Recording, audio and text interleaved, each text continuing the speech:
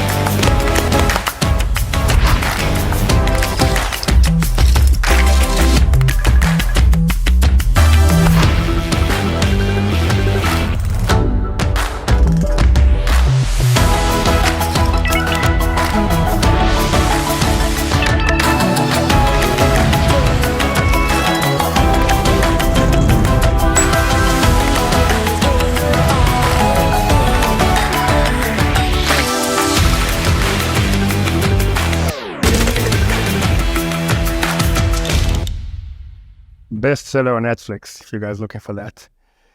Great. So, as I said before, there's a lot to talk about it, and I'm super excited about doing that specifically today at Infocom. I've been in this industry for over 26 years now, and I've seen that industry change from very large audio consoles to programmable DSPs by companies like Biamp and programmable control systems, and then moving from coax to category to now AV over IP. And I think we are about to experience another change in this industry that will span beyond that industry. And that change will affect all of us and how we do our business. Once again, system integrators, managed service providers, OEMs, of course, and the end users. And I think the best way to look at that is that I always like to say that we all we were paying for our water and electricity bills based on actual consumption. We don't buy the water company. We pay based on what we use for the last decades. And for the last 20 years or so, pretty much since the inception of Salesforce, we buy all of our software as a service. And obviously platform and infrastructure as a service, AWS and Google Cloud, Microsoft Azure and others, that has been the very foundation for all the technology we're familiar with in the last 15 years or so. We consume all of those as a service. And we buy all of our media as a service. We subscribe to Apple Music, we subscribe to Netflix, and even Peloton classes today we subscribe for.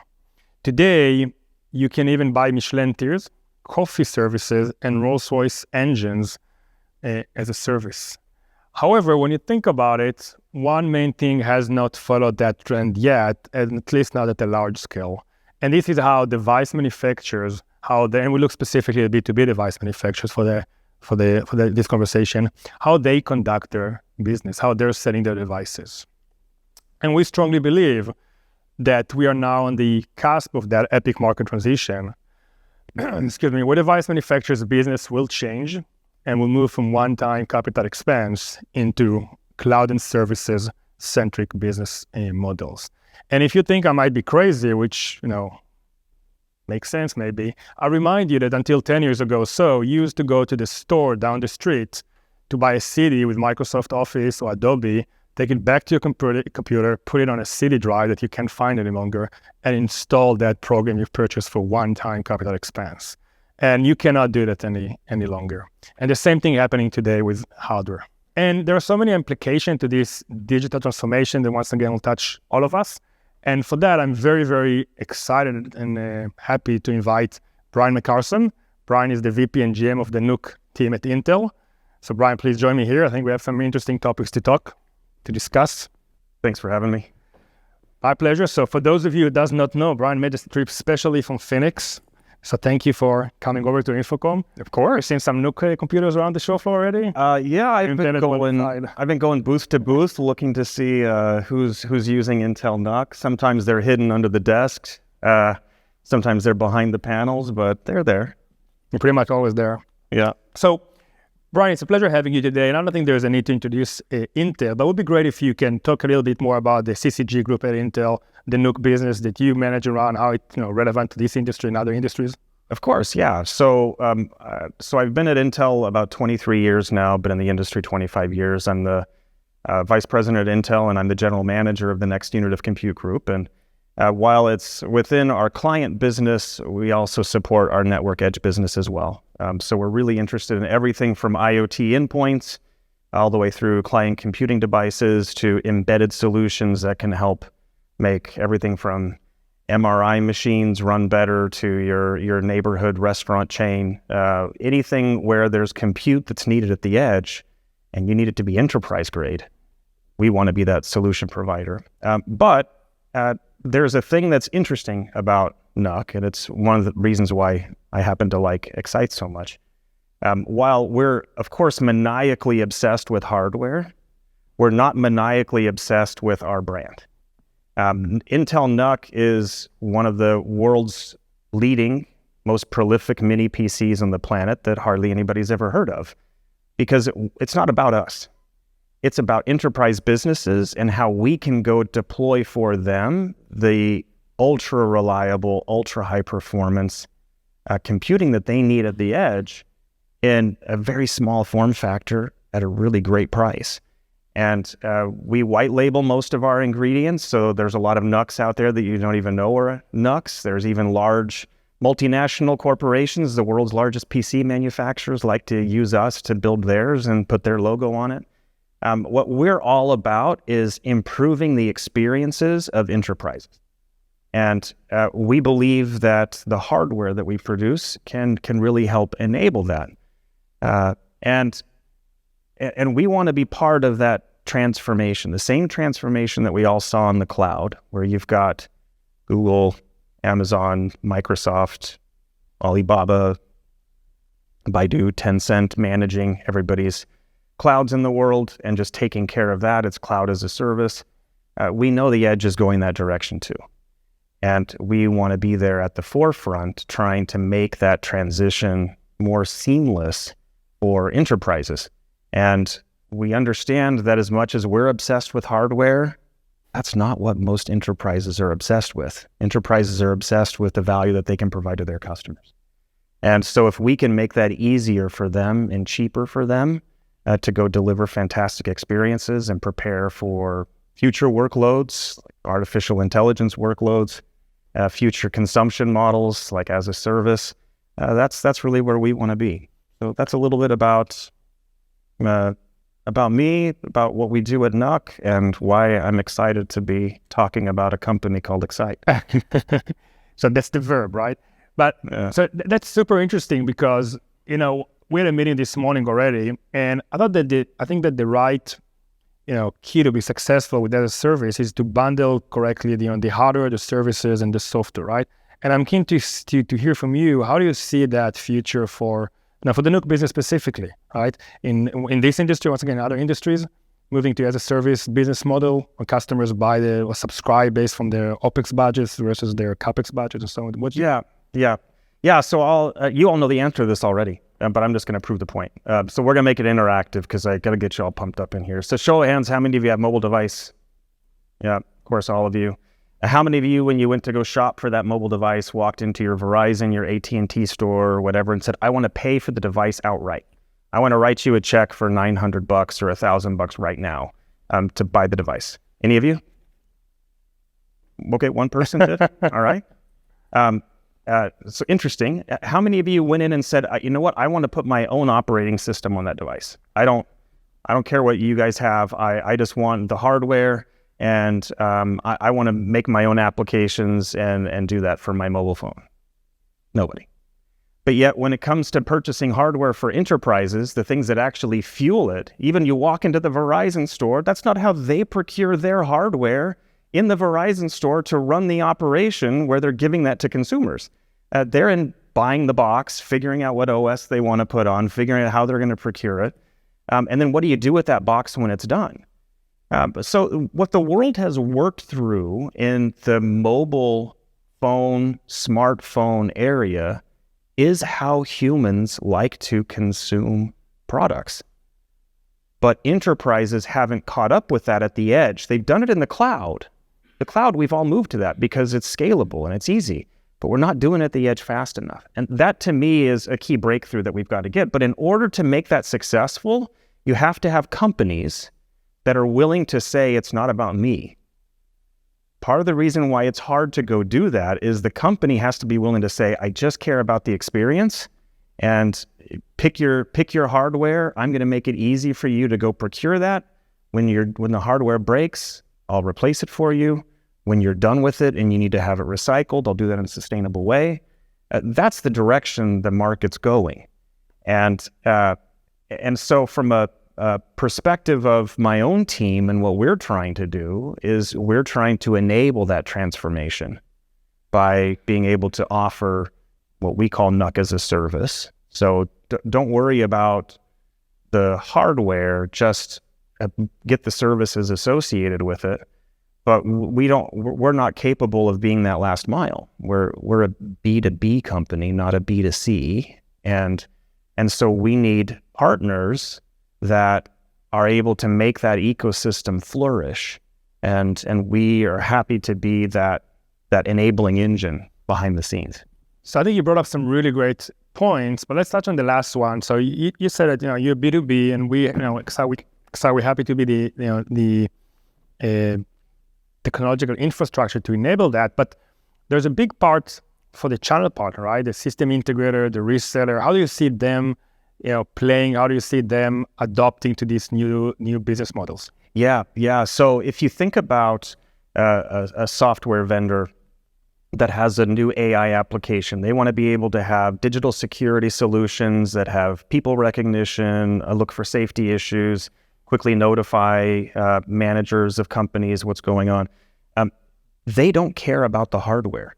They just need whatever it's going to take at the edge to run their application well, and they want to be able to help enable a subscription service for those partners. The problem is that's not how people consume things.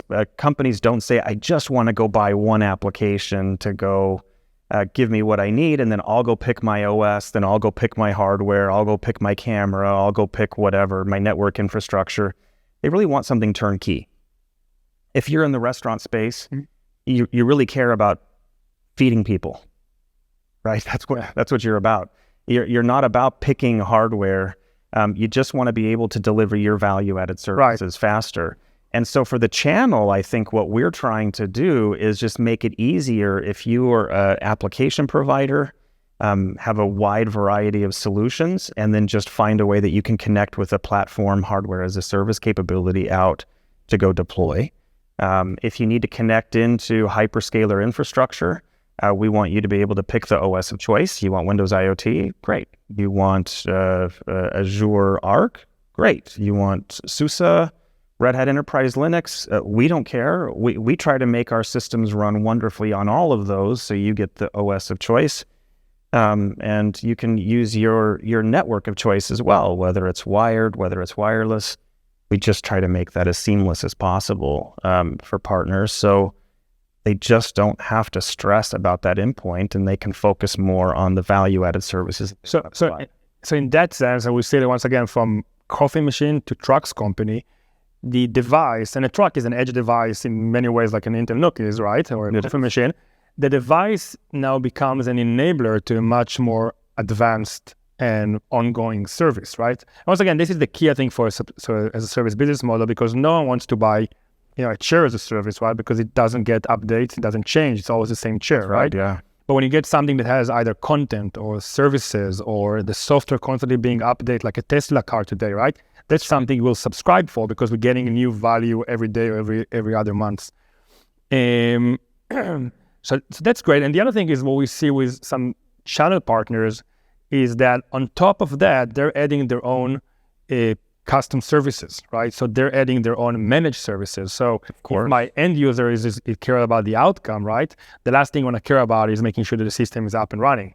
And what I say about these kind of business models is that the greatest thing about partnering with Xyte in this case is that it's also create new recurring revenue opportunities and business model for the channel partners.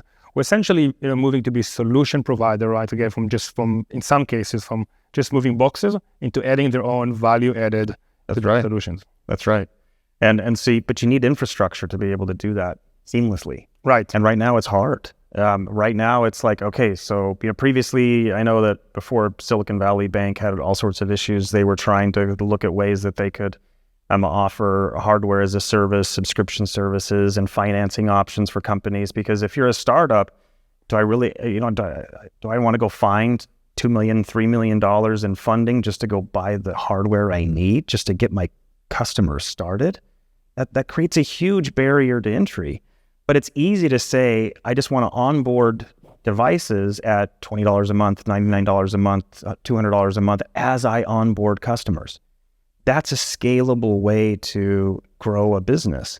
And right now, I think the way cloud application developer market has grown is because essentially the cloud democratized high performance computing. You just buy the portion that you need, and as you grow your customer base, well, guess what? You pay more, but you don't have to go put all the upfront cost of building your own data center. And at the edge, I believe these platform as a service, hardware as a service offerings are going to do the exact same thing. I just buy what I need as I scale it. I ship it to my location. I can provision it remotely over the air. I can track that asset. I can look at the telemetry information and have analytics through a single pane of glass interface like what Xyte offers, and be able to manage 40 retail stores across a broad region or even internationally, and not spend all my time worrying about what's my hardware choice. But there's still unknowns. Mm-hmm. And this is a big factor that I think a lot of us get nervous about when we're trying to make choices, because I'm sure not a single person in this room isn't in awe of how quickly the AI market is moving. There's lots of hype associated with it too, of course. There's always a hype curve, but there are some really phenomenal things that are happening in AI right now. But that changes workloads. It changes your network traffic. It changes your computational resource requirements. And if you're subscribing to a hardware service and next month you realize there's an LLM I could be using right now to completely change the way my business runs, but I just procured $3 million of hardware, am I going to go throw that away to go upgrade that? Or am I going to be subscribed to that hardware and I just need to go in and say, hey, I know I'm paying $99 a month right now, but you've got to throw me some extra edge inference capabilities on this. Give me the $299 a month model, and quickly start to transition. That to me is going to be a massive change to the way enterprises at the edge can grow. And it's what gets me excited about what we do. That agility and the option to choose to downscale or upscale for, once again, for the device manufacturer to take opportunities of upselling to customers. And you talked before about that, and maybe we'll touch about that sustainable customer relationship. But one of the problems I think in the current model, at least the most common, is that we ship a product, and the second it left the warehouse, we have no visibility, right? We don't know how it's being used. We don't have any relationship with the customer. There's no way to upsell or cross-sell services to a customer you don't know. And there's even no way for the customer to, like you just said, to ask for more, right?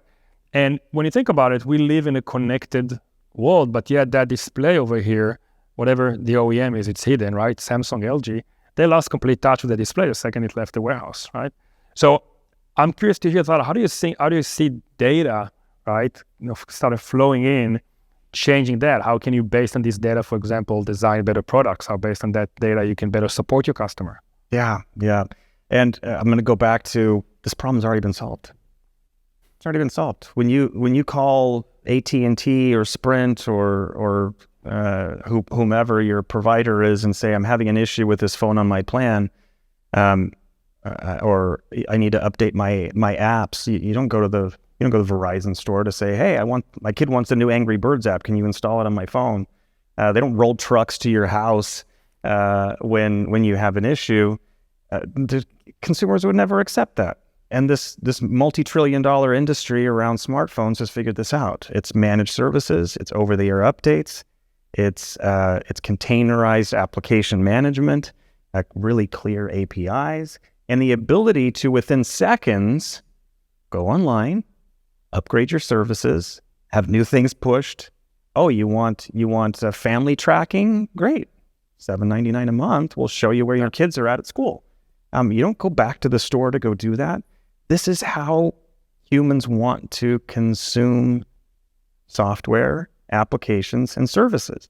And so embracing that and then just finding ways to use that as an adaptation for edge computing applications, I think, is what's really powerful in the market. But there's a couple of things that get enterprises worried. One thing that worries me and keeps me up at night is just worrying about security risks with connected infrastructure. And it's impossible to ignore the amount of ransomware hacking attempts that have happened. There's a lot of states in the world that use ransomware and security risks to fund their activities. And it's sanctioned at the highest levels of the government. I mean, there's some seriously bad actors out there looking for security vulnerabilities. So finding ways to do that the same way that we've done it with smartphones with you've got a MAC address, you've got a SIM card. Those things don't match, call doesn't go through. We have some of those same solutions, but we don't often deploy them. And so trying to make the world more aware that there are hardware-based root of trust that you can be using.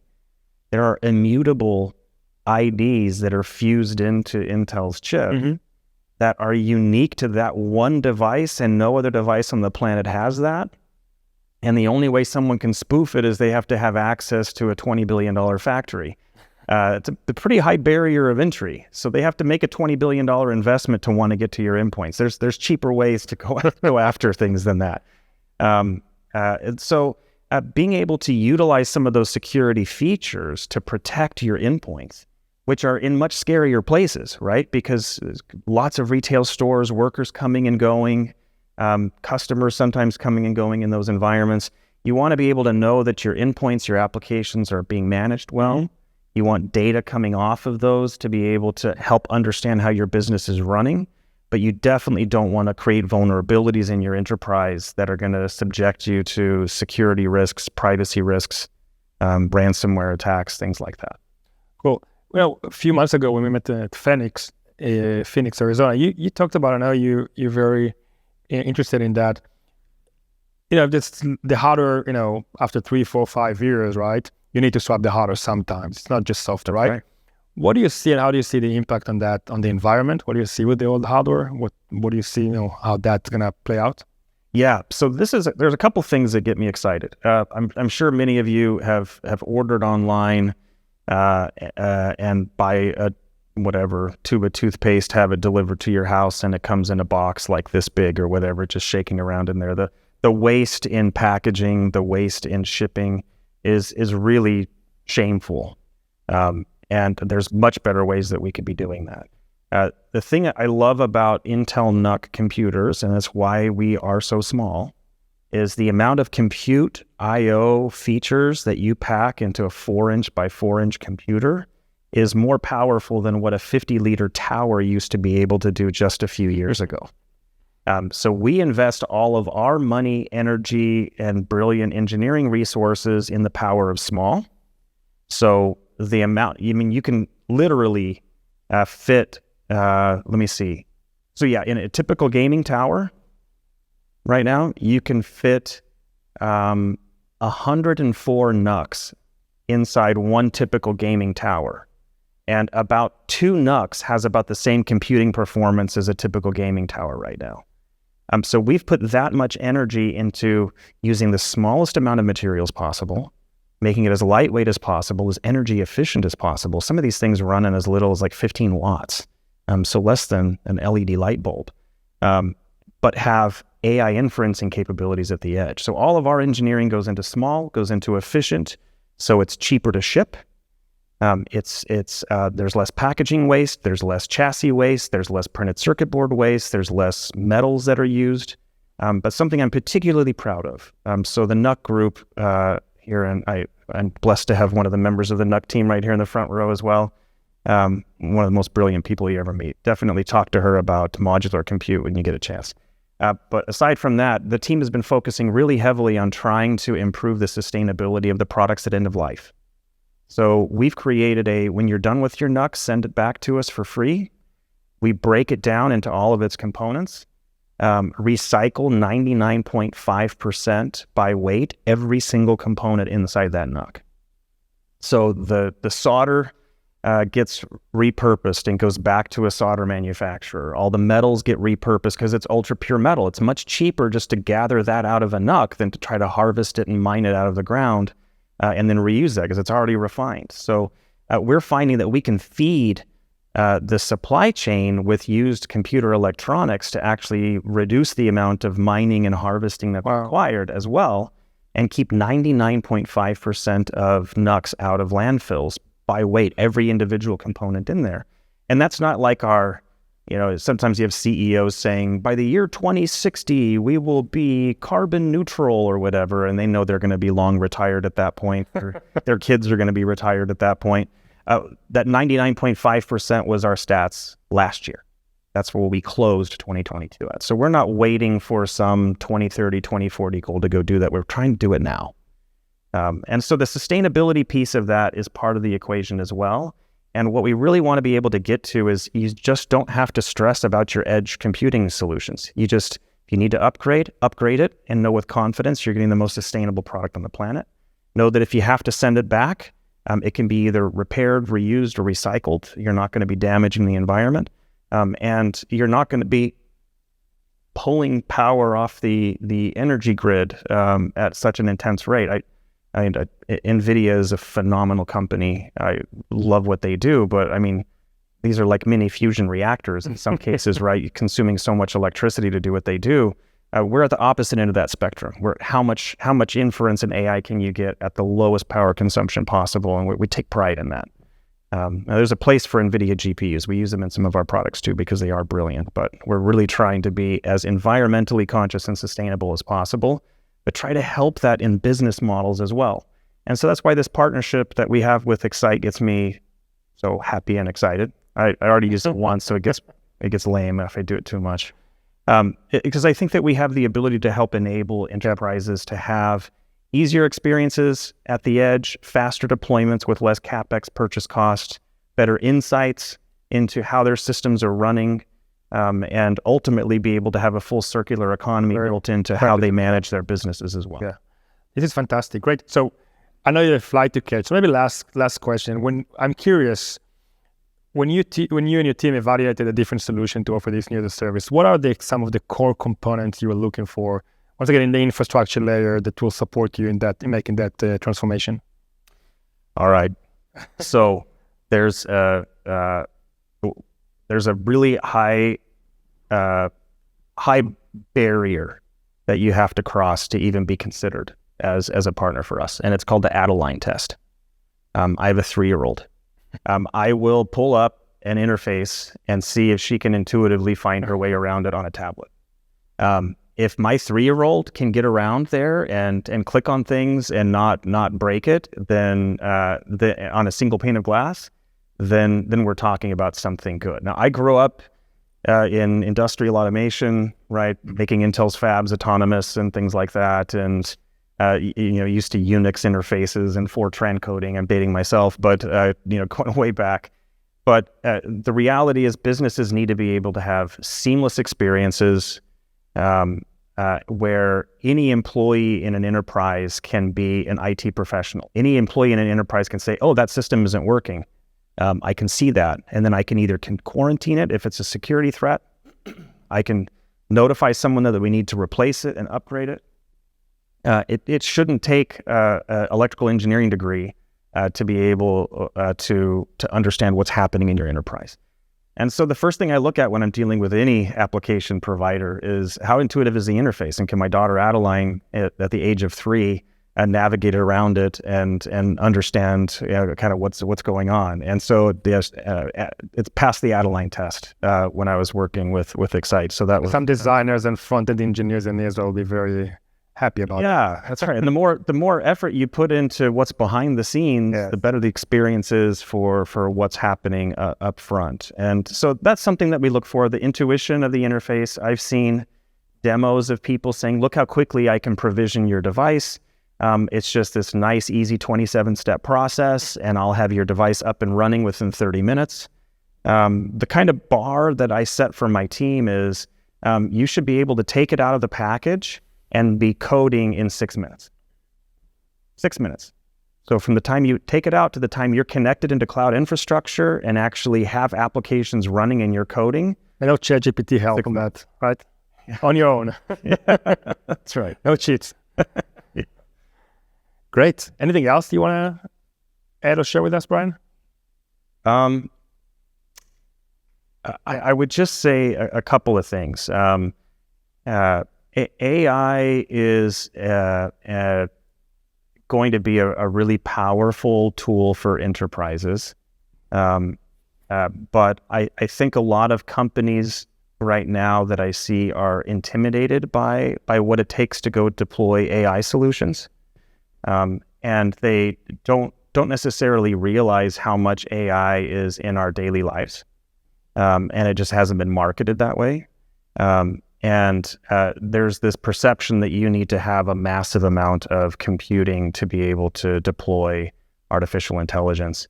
But yet, you play with a Snapchat filter that puts little goofy dog ears on your picture in real time.